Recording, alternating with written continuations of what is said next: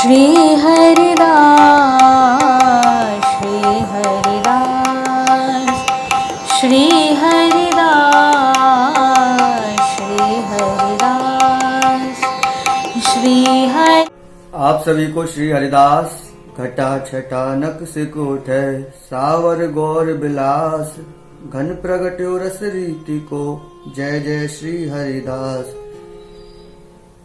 आप और हम सभी श्री गुरु कृपा मनाते हुए श्री स्वामी भगवत रसिक देव जी द्वारा बताया गया श्री गुरु ध्यान, जिसमें श्री स्वामी जी महाराज के स्वरूप का वर्णन किया गया, वह हम और आप सभी श्रवण कर रहे हैं।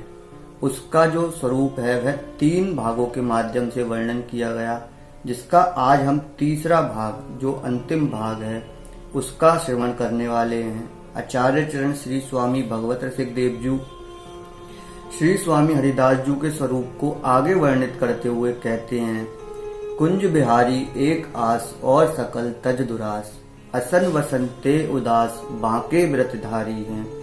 गान दया गुण निधान रसिक मुकुट मणि प्रधान, राग भोग बखत जान तोसत पिय प्यारी हैं।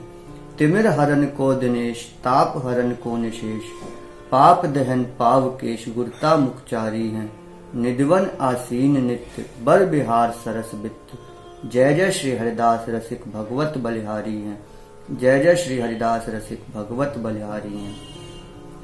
श्री स्वामी जी महाराज कैसे हैं, उस विषय में आचार्य चरण श्री स्वामी भगवत रसिक देव जी कहते हैं कि स्वामी जी महाराज कुंज बिहारी एक आस और सकल तज दुरास, कि श्री स्वामी जी महाराज की यदि कोई आशा है तो वह सिर्फ अपने बिहारी जी से ही है, अन्य किसी से कोई आशा कोई निराशा कुछ भी नहीं है। और यही कारण है कि श्री स्वामी जी महाराज अनन्य निरपति हैं, क्योंकि हम लोग देखें हमें निराशा कब प्राप्त होती है, हमें कब पीड़ा होती है, जब हम संसार से आशा लगा लेते हैं। और हमारा होता भी यही है, हम सामने से तो स्वामी जी और बिहारी जी के अनन्य होने के लिए प्रयास करते हैं, मगर कहीं ना कहीं हमारे मन में सूक्ष्म रूप से आशा संसार की ही लगी रहती है, जो नहीं होना चाहिए। इसीलिए आचार्य चरण श्री स्वामी जी महाराज के स्वरूप का वर्णन करते हुए कहते हैं कि कुंज बिहारी एक आस, कि एक आस एक विश्वास हो सिर्फ स्वामी जी और बिहारी जी के चरणों में, और सकल तज दुरास, और संसार की जितनी भी दुराशाएं हैं, जितनी भी संसार की पीड़ा देने वाली दुराशाएं हैं, उन सब का त्याग कर दिया जाए। और उसके बाद कहते हैं असन वसन ते उदास बांके व्रतधारी हैं। श्री स्वामी जी महाराज कैसे हैं, असन अर्थात अपने भोजन वस्त्र इत्यादि से सदा निराश रहते हैं। असन वसन ते उदास, कि सदा उदास रहते हैं, उन्हें अपने देह सुख की कोई परवाह नहीं है।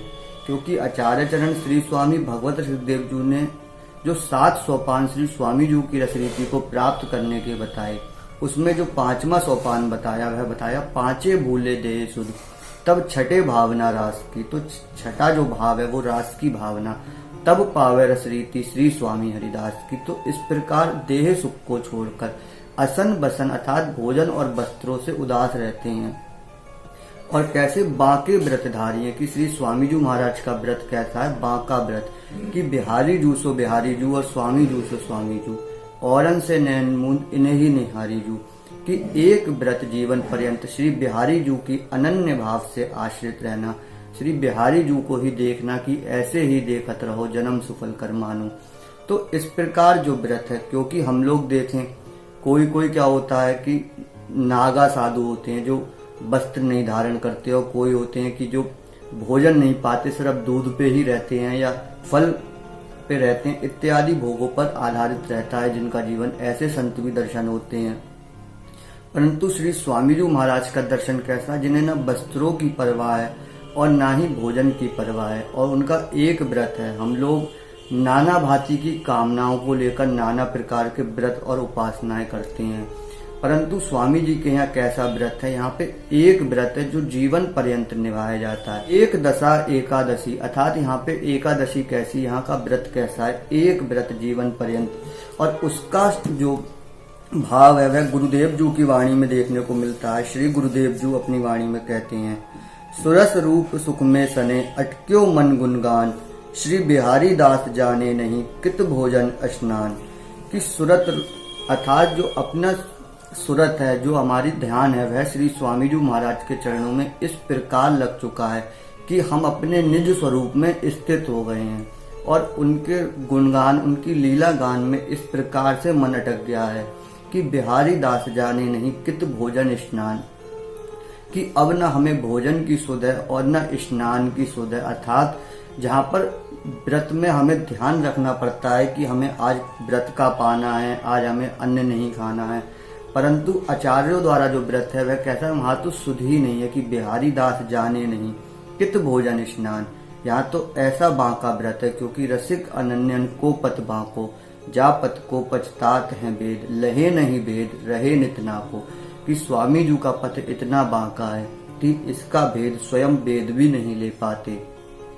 तो इस प्रकार जो स्वामी जी के यहाँ व्रत है, जो श्री स्वामी जी का व्रत है, वह आचार्य चरण कहते हैं कि असन वसन ते उदास वाके व्रतधारी हैं। और आगे वर्णन करते हैं, कहते हैं गान दया गुण निधान रसिक मुकुट मणि प्रधान।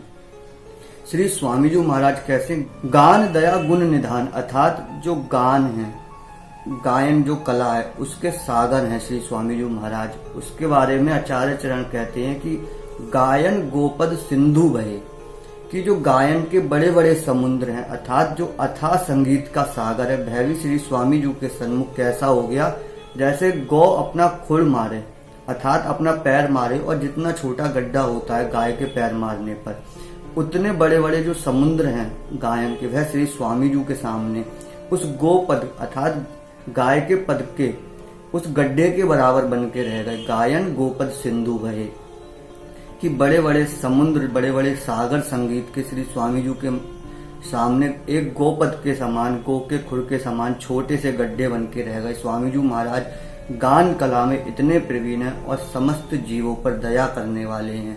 गान दया गुण निधान, इन गुणों के श्री स्वामी जी महाराज सागर हैं, भंडार हैं, बड़े बड़े सागर भी जिनके आगे गोपद बन गए, इतने महासागर हैं। और इसीलिए कहा कि रसिक मुकुट मणि प्रधान। रसिक मुकुट मणि प्रधान क्यों? कि हम देखें, पहले एक वैष्णव, और वैष्णव के बाद एक रसिक, रसिक के बाद संत, संत के बाद महंत, महंत। स्वामी जी महाराज कैसे रसिकों में भी अनन्य और अनन्यों में भी निरपति। श्री स्वामी जी महाराज वृंदावन के ऐसे रसिक, ऐसे अनन्य हैं जिनके नाम से पूर्व इतनी अनंत उपाधि लगती हैं कि अशेष रसिक चक्र चूड़ामणि, महामधुर रससार, नित्य विहार प्रकाशक, अनन्य निरपति श्री स्वामी हरिदास जी महाराज। सर्वाधिक उपाधियां जो हैं आचार्यों द्वारा श्री स्वामी जी महाराज को प्राप्त हुई। श्री स्वामी जी महाराज अनन्यों में भी निरपति हुए। तो इस प्रकार श्री स्वामी जी महाराज जो बताया आचार्यों ने, रसिक मुकुट मणि प्रधान। और श्री स्वामी ललित किशोरी देव जी तो वर्णन करते हुए कहते हैं, श्री स्वामी मणि स्वामी सही स्वामी श्री हरिदास, तोसत पोसत प्रिया लाल को अद्भुत केले बिलास। कि स्वामी मणि अर्थात जितने भी स्वामी हैं, विश्व के जितने भी गुरु हैं, उन सबके जो मणि अर्थात सही स्वामी हैं, जो गुरु रूप सबके गुरु हैं, वह कौन है? श्री स्वामी हरिदास जी महाराज हैं। और किस लिए? तोसत पोसत प्रियालाल को अद्भुत केली विलास, क्योंकि सर्वोपरि जो नित्य विहार है, जो प्रियालाल की निर्वध नित्य विहार है, उसमें वह श्री प्रियालाल का तोषण पोषण करते हैं। इसलिए श्री स्वामी जी महाराज रसिकों में मणि स्वरूप हैं। और मणि यहाँ पे तात्पर्य है, जिस प्रकार कोई मुकुट होता है राजा का, उसमें अनेक प्रकार के मणि और अनेक प्रकार के मोती लगाए जाते हैं, परंतु एक जो विशेष प्रकार का मणि होता है वह उस मुकुट के मध्य में लगाया जाता है, जिससे उस मुकुट की शोभा और अत्यंत बढ़ जाती है। तो इसी प्रकार वृंदावन रसोपासना में और जितनी भी उपासनाएं हैं, सब में श्री स्वामी जी महाराज कैसे हैं? उस मणि के समान जो मुकुट के मध्य में विशेष प्रकार का लगाया जाता है। इसलिए आचार्य चरण कहते हैं रसिक मुकुट मणि प्रधान। और आगे बताते हैं, राग भोग बखत जान तोसत प्रिय प्यारी है। कि राग और भोग अर्थात जो स्वामी जी महाराज गान दया गुण निधान, अर्थात जो गान एक कला है और गायन ऐसा है, श्री स्वामी जी महाराज गायन का भी एक समय होता है, जैसे रागों का समय है। राग भोग बखत जान, कि राग और भोग समय अनुसार श्री स्वामी जी महाराज बिहारी बिहारिन को पवाते हैं।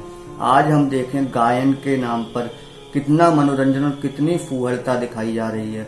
परंतु श्री स्वामी जी महाराज का संगीत कहता है, जो संगीत सम्राट हैं तानसेन और बैजू बावरा जैसे जिनके शिष्य हैं, और वह भी कैसे श्री स्वामी जी की एक कृपा दृष्टि से जो संगीत में अपने आप में जिनका इतिहास में नाम लिख गया, ऐसे श्री स्वामी जी महाराज उनके गुरु हैं। और वह गान दया गुण निधान है, और राग भोग बखत जान तोसत पिए प्यारी। अर्थात राग और भोग समय अनुसार ही श्री स्वामी जी महाराज राग सुना के बिहारी बिहारिन को रिझाते हैं और उन्हें भोग पवाते हैं, और नित्य बिहार में सतत बिहार परायण रखते हैं बिहारी बिहारिन को। आचार्य चरण श्री स्वामी भगवत रसिक देव जी आगे वर्णन करते हुए हम सभी दासों को समझाते हैं।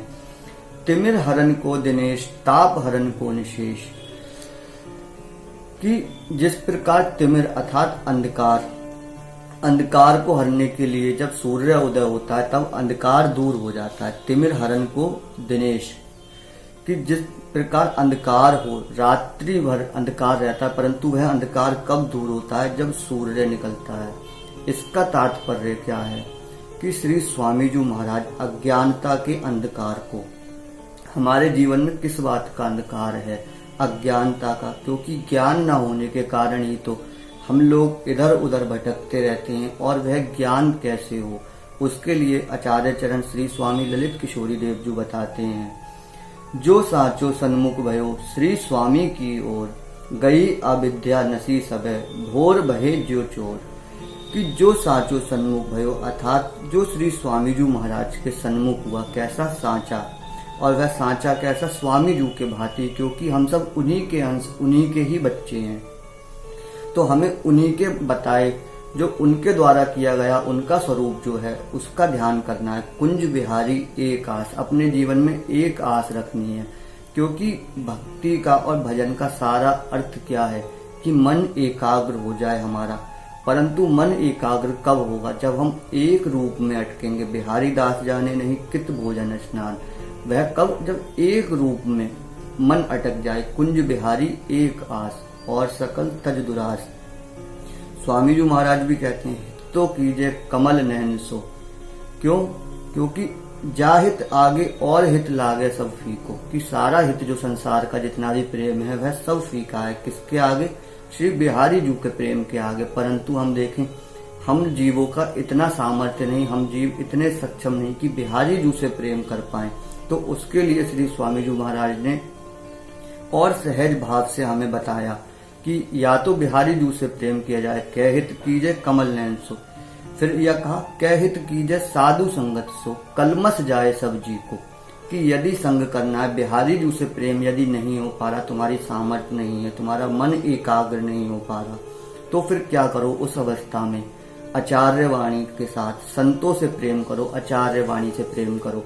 क्योंकि संत और आचार्य वाणी ही बताएगी कि हमें आगे किस प्रकार चलना है, तभी हमारा मार्ग खुलेगा। तो इसीलिए श्री उसी भाव से आचार्य चरण कहते हैं, जो सांचो सन्मुख भयो, कि सांचा सन्मुख होना है। जब आचार्य वाणी द्वारा बताया गया कुंज बिहारी एक आस, एक आश्री बिहारी जी और स्वामी जी में रखते हुए हमें चलना है और सांचा सन्मुख होना है। फिर क्या होगा? गई अविद्या, अर्थात जो अज्ञानता, अविद्या रूपी जो अंधकार है, जिसके लिए कहा तिमिर हरण को दिनेश, तो वह सभी विद्या दूर हो जाएगी। कब? जो साचो सन्मुख भयो श्री स्वामी की ओर। जब हम श्री स्वामी जी की ओर साचे सन्मुख हो गए तब क्या हुआ? गई अविद्या नसी सब भोर बहे जो चोर। जिस प्रकार रात्रि भर चोर चोरी करें परंतु सूर्य उदय से पहले वह भाग जाते हैं, उसी प्रकार ललित किशोरी देव जी कहते हैं कि स्वामी जी के सन्मुख होने पर समस्त अविद्या इसी भांति दूर हो जाती है, जिस प्रकार सूर्य के उदय होने पर चोर भाग जाते हैं। और श्री स्वामी भगवत रसिक देव जी भी ध्यान में यही कहते हैं, तिमिर हरण को दिनेश, अर्थात श्री स्वामी जी महाराज कैसे हैं? वह दिनेश अर्थात सूर्य के समान है, वह ज्ञान के प्रकाश के समान है, जो जीव के अज्ञानता रूपी अंधकार का हरण कर लेते हैं। कब? जब जीव सांचा सन्मुख होता है। और आगे कहते हैं, ताप हरण को निशेष, कि ताप हरण को अर्थात हम देखें जब मई जून होता है, जब एक समय आता है धूप इतनी तेज होती है कि वह धरती इत्यादि सब कुछ तपा देती है, हर चीज से आग निकलने लगती है। तो वह आग कब शांत होती है? वह तपन कब शांत होती है? जब रात्रि को चंद्रमा निकलता है तो हम देखें हमारे जीवन में जीव किस अग्नि में जल रहा है, काल रूपी अग्नि में, माया रूपी अग्नि के ताप उसे जला रहे हैं। तो वह ताप कब दूर होते हैं? तो उसके लिए आचार्य चरण कहते हैं स्वामी जी के स्वरूप को बताते हुए, ताप हरण को निशेष की श्री स्वामी जी महाराज कैसे हैं? उस अज्ञानता रूपी अंधकार को दूर करने के समान जो सूर्य के समान है, और इधर ताप हरने के लिए माया और काल में फंसा हुआ जो ताप है उसको हरने के लिए श्री स्वामी जी महाराज चंद्रमा के समान शीतल हैं। जब जीव उनके सन्मुख होता है तो एक दिव्य शीतलता का अनुभव करता है और अपने जन्म जन्मांतर की थकान तपन को बुझा पाता है। कब? जब श्री स्वामी जी की ओर वह बढ़ता है। तो इस प्रकार वर्णन करते हुए आगे आचार्य चरण हम दासों को बताते हैं, तिमिर हरण को दिनेश, ताप हरण को निशेष, पाप दहन पावकेश, गुरुता मुखचारी है। अब यहाँ पे बताया पाप दहन पावकेश, अर्थात जीव को किस बात का भय है? सबसे ज्यादा मृत्यु का, और मृत्यु से ज्यादा अपने पापों का। क्योंकि हम देखें हम पाप जीवन पर्यंत करते रहे, परंतु जब हमारा अंत समय आता है तो हमें किससे भय लगता है? मृत्यु से नहीं, अपने पापों से भय लगता है। यदि हमने अपने जीवन में पाप ना किए तो मृत्यु भी उत्सव बन जाती है, परंतु हमारा जो भय है वह काय का है? पापों का। और हमें इस जन्म के अपने पापों का बोध है कि हमने कर दिए, परंतु अनंत जन्म 84 लाख योनियों के बाद एक मानव योनि मिलती है और उसमें जीव जब पाता है तब उसे ये ज्ञान होता है। तो 84 लाख योनियों में हमने कितने पाप किए हैं हम लोग नहीं जानते, परंतु जब श्री स्वामी जी महाराज के सन्मुख होता है तब क्या होता है? पाप दहन पाप के श्री स्वामी जी महाराज कैसे हैं? पापों की अग्नि को एक क्षण में जला देने वाले, जैसे पापों का अथाह पहाड़ लगा हो और एक तिनके के भांति स्वामी जी महाराज उस पाप को जला देते हैं, ऐसी अग्नि के समान श्री स्वामी जी महाराज प्रचंड हैं। पाप दहन पावकेश, और आगे का गुरुता मुखचारी हैं।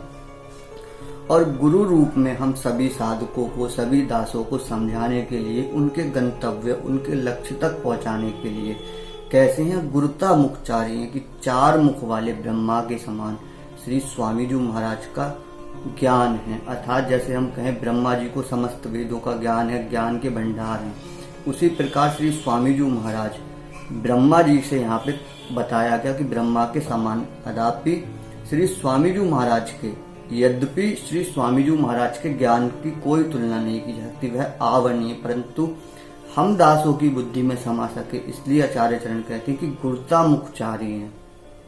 4 मुख वाले ब्रह्मा के समान जिनका गुरुत्व है, जो गुरु हैं सबके, ऐसे श्री स्वामी जी महाराज कहाँ विराज रहे हैं?